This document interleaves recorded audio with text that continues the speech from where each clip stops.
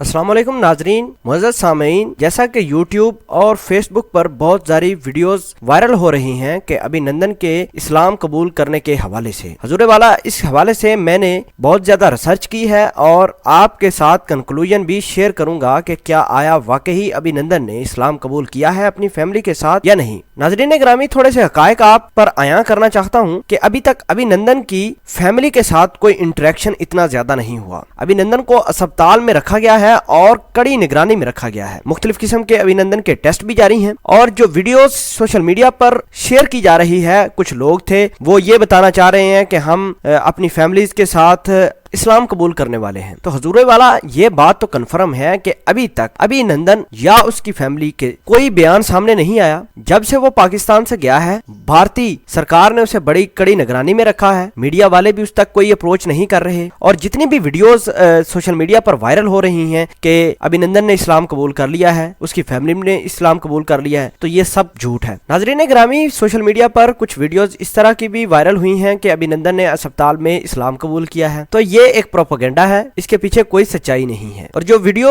Viral हो रही है, जिसको मतलब लोग एक प्रोपेगेंडा या एक साजिश के तहत इस्तेमाल कर रहे हैं कि कुछ लोग हैं गांव के, वो इस्लाम कबूल करने की बातें कर रहे हैं, तो वो एक अलहदा पुरानी वीडियो है नाजरीन। उसका इस केस के साथ कोई लेना देना नहीं है। उम्मीद करते हैं कि आपको अभी कुछ समझ आई होगी, अभी कुछ इस बारे में हकीकत भी मालूम होगी कि अभिनंदन के हवाले से उसने इस्लाम कबूल किया है या नहीं। किसी तरह की कोई भी सोशल मीडिया पर ऑफिशियल तौर पर खबर सामने नहीं आई। तो हम अल्लाह पाक से दुआ तो जरूर कर सकते हैं कि ऐसे तमाम भटके लोग जो इस्लाम से दूर हैं, अल्लाह उनको इस्लाम की रोशनी से रोशनास करे। आमीन।